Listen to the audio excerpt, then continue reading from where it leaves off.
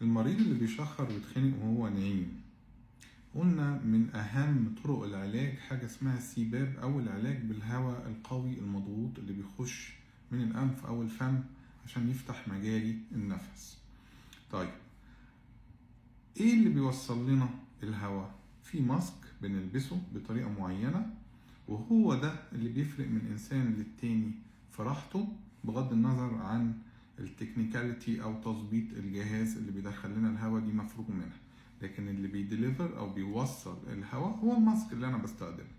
في 4 طرق دكتورك يحدد لك أو أنت تشوف الأنسب ليك. أول نوع هو ماسك للأنف، لكن ليه دراعين صغيرين بيدخلوا جوه الأنف وبيوصلوا الهواء من الأنف فقط.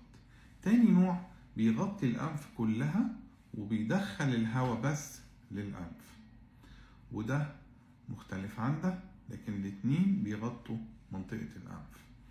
تالت نوع هو النوع اللي بياخد منطقة الفم فقط.